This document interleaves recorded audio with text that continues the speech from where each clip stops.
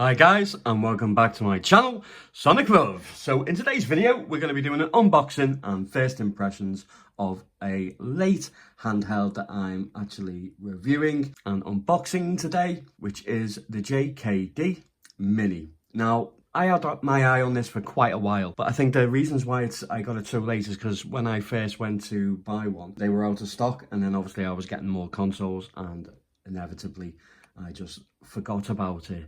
So I tried to get the black one, the metal version, couldn't find one anywhere. I have ordered one as now, but I ordered the plastic version. So this is the one that we're going to be unboxing today. I went with I think it's like an aqua colour. So let's get right into it with the specs straight away. As you know, it is an open dingook system. The display is a 3.5-inch IPS full perspective. The resolution is 320 x 240. It's a full fitting tempered glass panel, which is really good, especially if you're wanting it for portability. It's going to be less prone to scratches. It's not going to prevent the scratches, but it will help nonetheless. The CPU is a MIPS S32 CPU with a frequency of up to 1.5 gigahertz. The RAM inside is 128 megabit LPDDR2 RAM, labelled with a 32 gig FT card and a maximum support of the second SD card slot of up to 512. It's got cross keys, LR, right, volume, power switches, SS keys, brightness adjustment, key menu keys. It has USB Type-C OTG connector, 3.5 stereo audio jack, micro SD card connector, built-in 1 watt stereo sound, USB Type-C plus OTG adapter, can connect to external USB Wi-Fi Bluetooth module. It has a built-in 2500 milliamp hour battery. It says it's up to 6 hours plus, but I think that it will literally only be about 4 or 5 hours depending on what emulation that you are playing. USB Type-C charging cable with a quick guide. That is what we get inside the box, guys. So let's get right into it. So I'm really loving the actual GKD box here. It's really funky. I love the graphics. I love the deco art on it. I think it's absolutely lovely. I think presentation wise they've done a really nice job. Now obviously the first handheld that they made, which was a personal favourite of mine, which was the GKD 350H. Absolutely loved it. Really is. Even today, it still plays incredibly well. Let's get right into the unboxing, guys. Okay, as I say, I went with like an aqua colour. I did try and get the grey, but they were quite scarce to buy, even now. Okay. So we have a volume rocker on the right hand side. The plastic seems really well molded. We've got a nice GKD insignia on the back engraved, which is quite nice.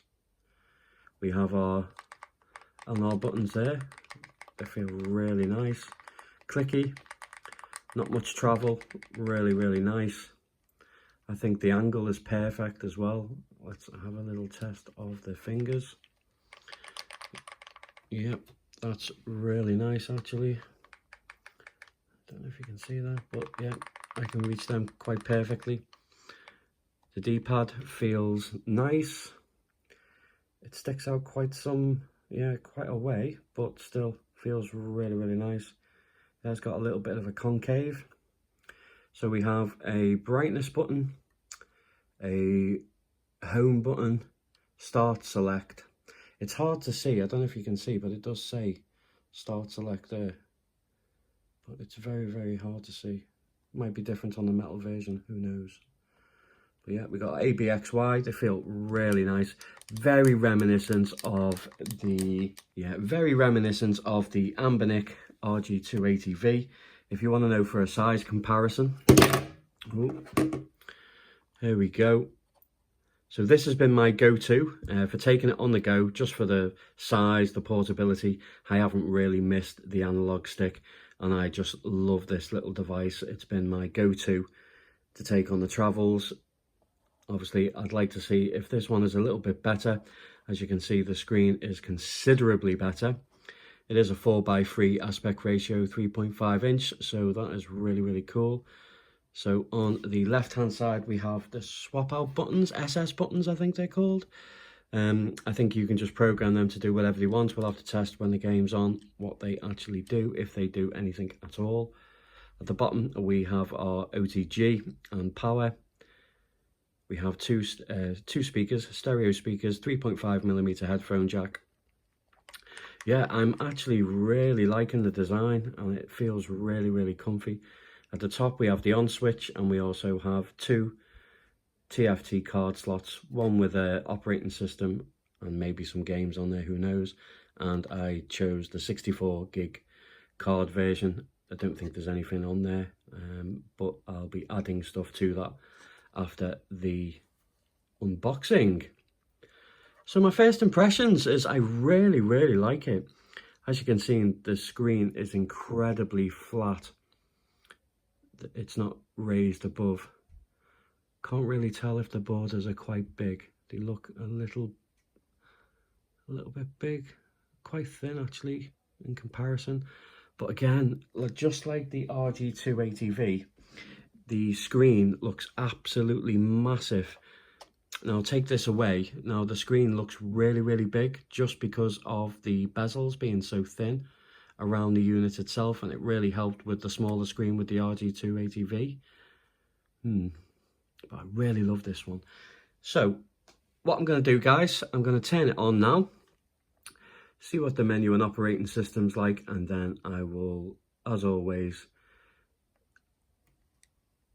I will have a look-see and play with it off screen, and then see what it's all about. One thing I will do is have to turn the brightness down. So there's 10 levels of brightness, I think. So 1, 2, 3, 4, 5, 6, 7, 8, 9, 10. And it does get really bright. Oh, and then let's go back. Yeah, so there's 10 levels of brightness. I think that will be perfect and ideal for the purposes of the video. Yep, so as you can see, we have our emulators. We have a scraper, which is cool, so hopefully we'll be able to scrape some art. I'll have to test that out. But we have Xmain, we have DOS, Final Burn Alpha. Yeah, we got lots on there, guys. Lots and lots and lots and lots. I did take it out of the box and add Mupin 64, the test version, but it's not working, unfortunately. I will mess around, see if I can get it working, if anyone knows if they've got theirs working or if it can be done or possible. I just thought of the off chance we might be able to do it. I also included Final Burn Alpha UX, because these were Chinese variants of the APKs, so it didn't matter what ROMs I added, it was always displayed in Chinese, which was quite a shame. But I'll run through that a little bit later on. Okay guys, so that's the first impressions. I really, really like it. I love the design. The screen itself looks really, really nice. I know it's a lower resolution, but it certainly doesn't make a difference really too much. It's got very nice viewing angles. I suppose you can only tell the difference in the resolution is if you use a magnifying glass, or like what I'm doing now, you have it incredibly close to the eye. But when it's like, yeah, a good distance away, it looks incredibly sharp, like HD image really. We have our usual games, homebrew games, so forth. Yeah, so I'm gonna tinker around with it a bit more, get some more stuff on there, guys, and I will see you in a tick. I'm back. So yep, I've messed around with it a little bit. Just let me show you a few problems that I ran into. It's not like a big thing, but it will be if you get the unit yourself. You will be faced with this problem. It may be different from different sellers, But this is the problem that I faced. So when I go into, say, Final Burn Alpha, playing some arcade games, as you can see, it is listed in Chinese, even though the games are in English.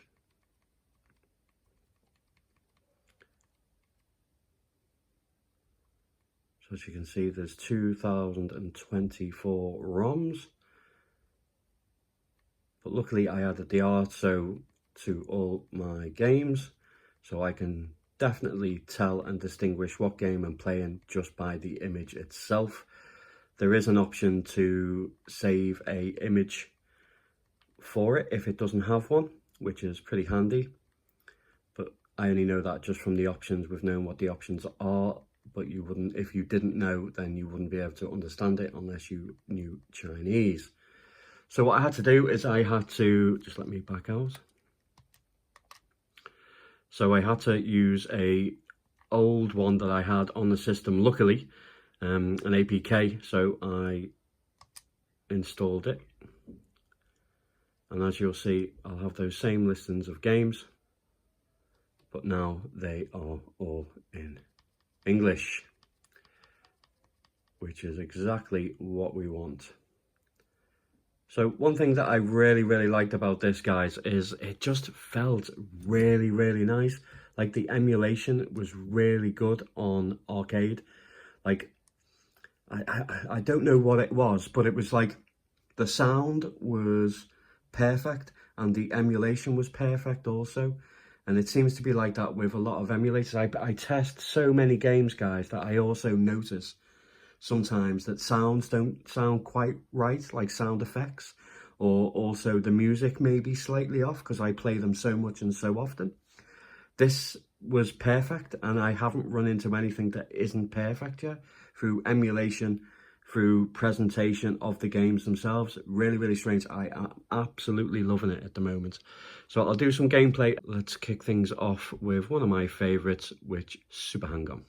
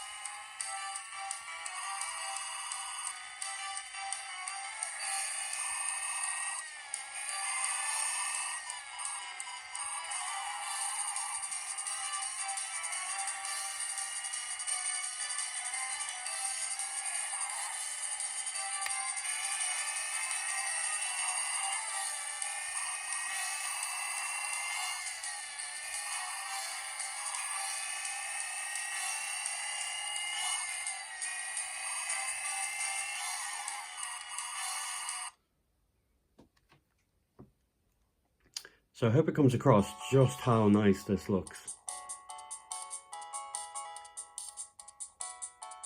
Really is nice. Let's move on to a few more arcade games and then we'll move on through the emulators.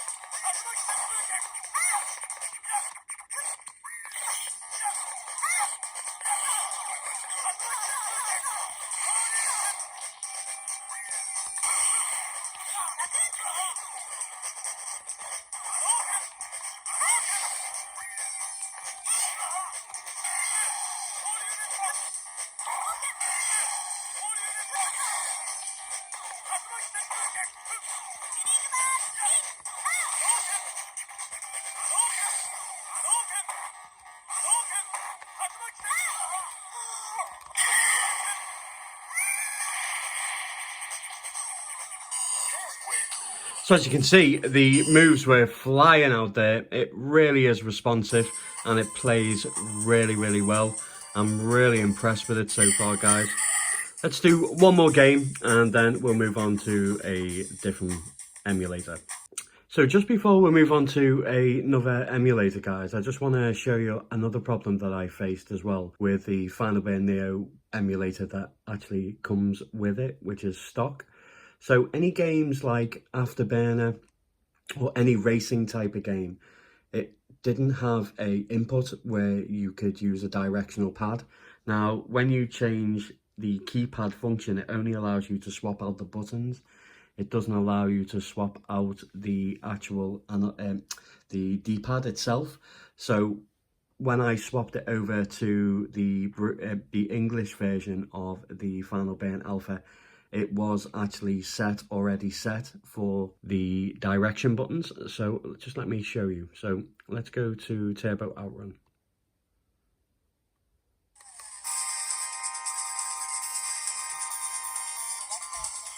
So as you can see, the D-pad actually works for directions.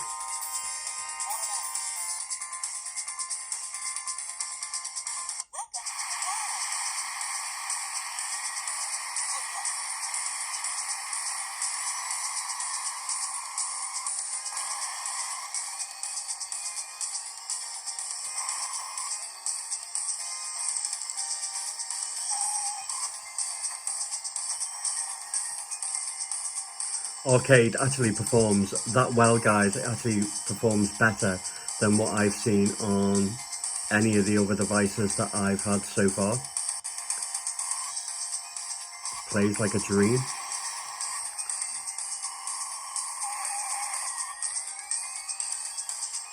So as you can see, left and right works.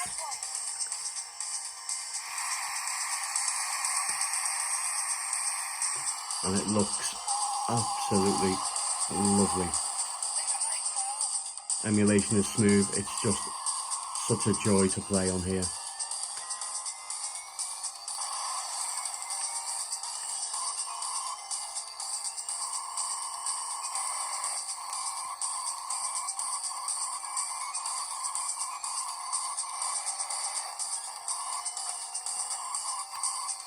Okay, so let's quickly just jump out of here. Okay, so let's test Chase HQ. Again, this runs absolutely beautifully and flawlessly. It's just a shame that you can't change the controls. But if you can, and I don't know and you know, let me know in the comments, guys.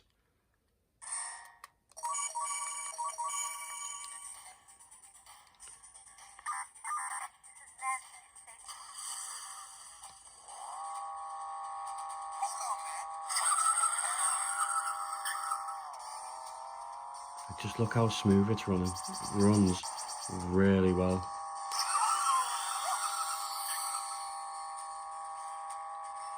But I can't turn left or right.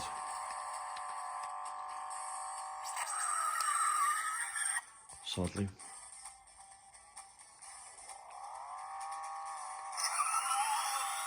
As I say, you can actually use the D-pad with the emulator that I put on here, and also reads in English. So let's move on to some Game Boy. So as you can see, this is what you will get with stock. If I go to Game Boy, you'll see that it reveals an image in the background, so you can actually see. So it's like Rayman's, like transparent, but they're all in Chinese. Some are in English, but very few. So if I come back to the top, if I go right to the top, come down to games, I come down to Game Boy, you'll see that I've put them in English.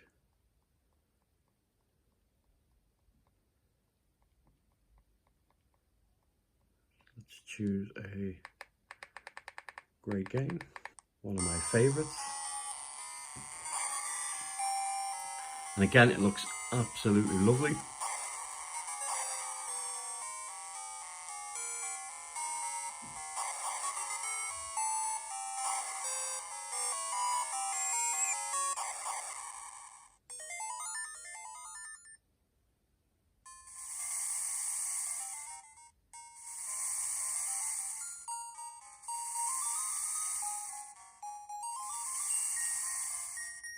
The banding on the screen, guys, because of the screen that it's recording, or the banding that you see on the screen, guys, is not there in real life. I can't see that. It's only through the camera, sadly. But it looks stunning.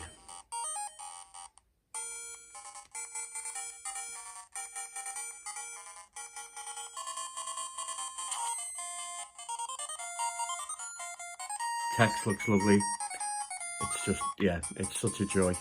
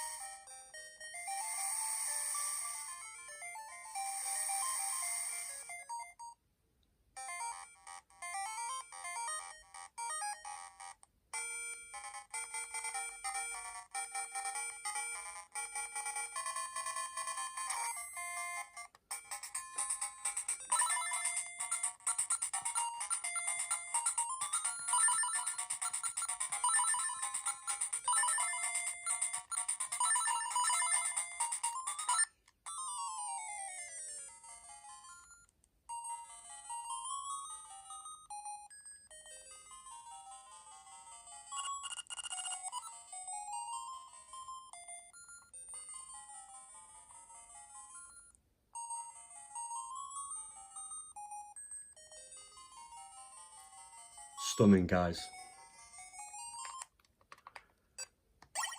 Let's move on to some Game Boy Advance.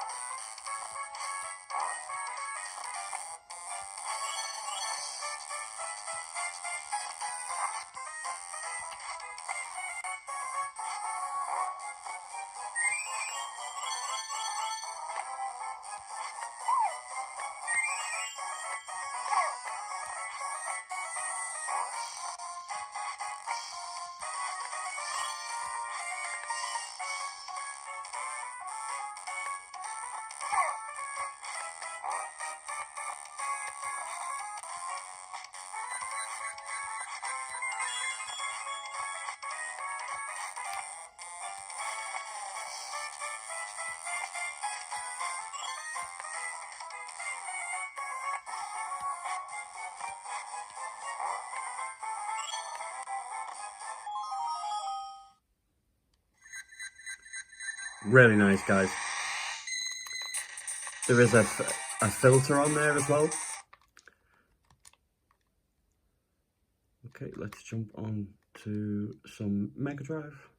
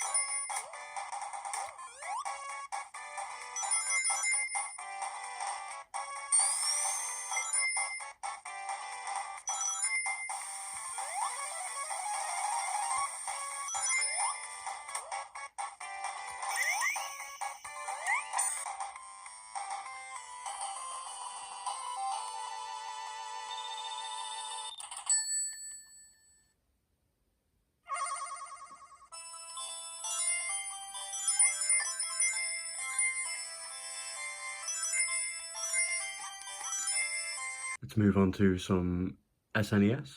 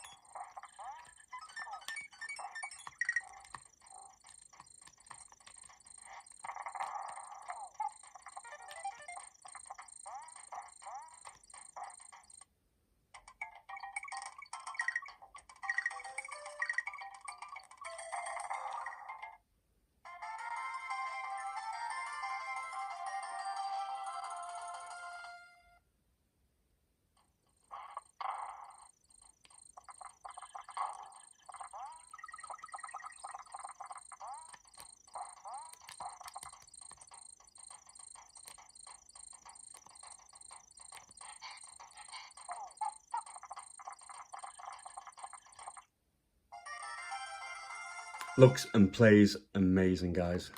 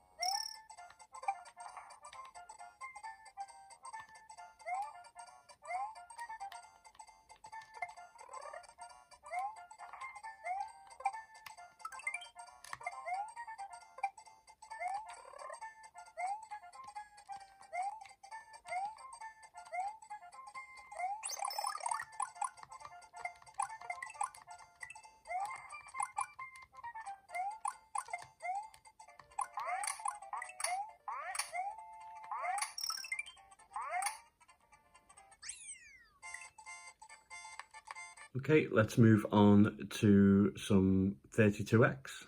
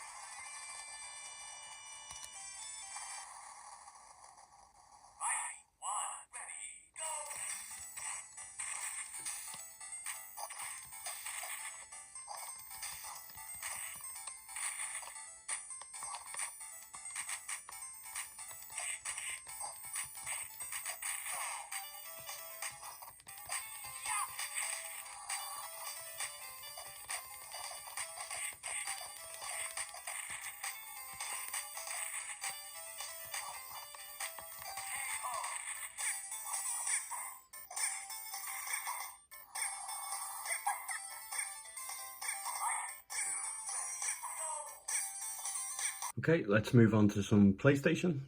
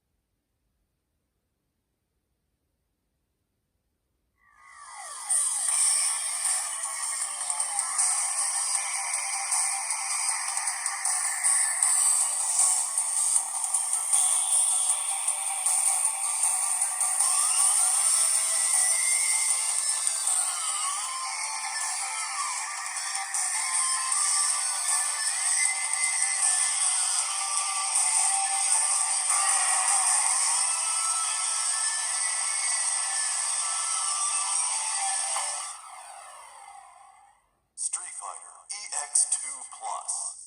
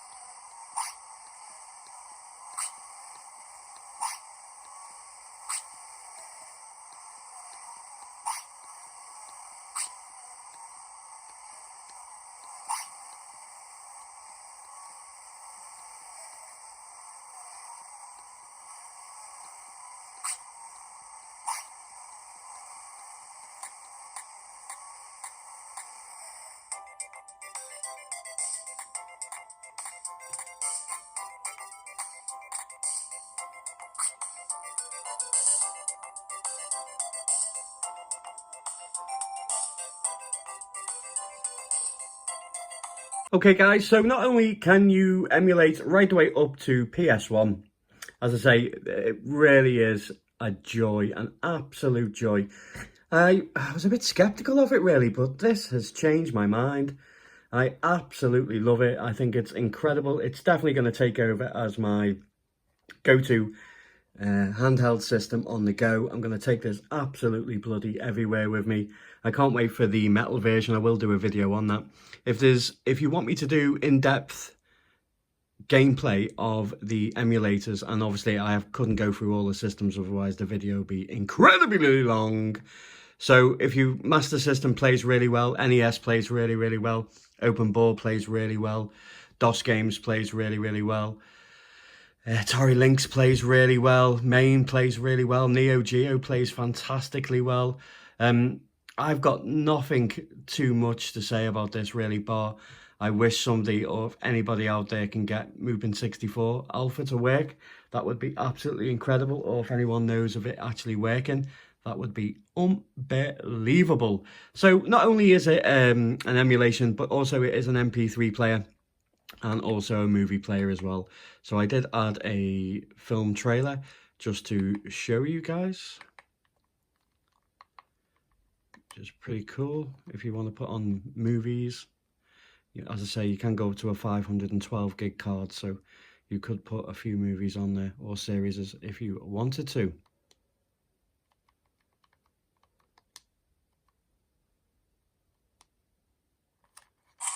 Everybody gets to the basement. What is happening? Don't call 911.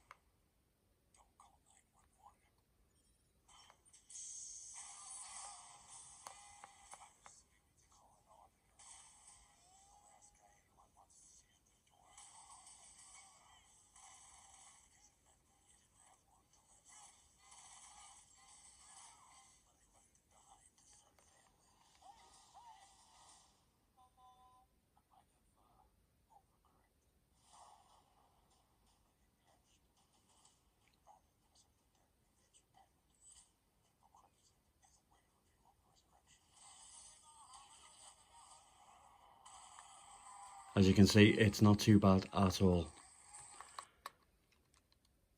Okay guys, I'm going to leave it for now. I hope you've enjoyed the video. For new subscribers, yeah, welcome. And if you're first time watching the channel, please hit the like button and subscribe. And welcome to the Sonic Love Emulation family. Yeah, I'd love to know your thoughts on this, guys. I absolutely love it. I really can't wait for the metal version. As I say, if there is anything else that you wish to see, if you want me to break down the emulators and play as many games as possible with some long plays, I do not mind, because it is an absolute joy to play on this. I really, really, really like the GKDmini. As I say, it's definitely surprised me. Love to know your thoughts, and as always, guys, take care.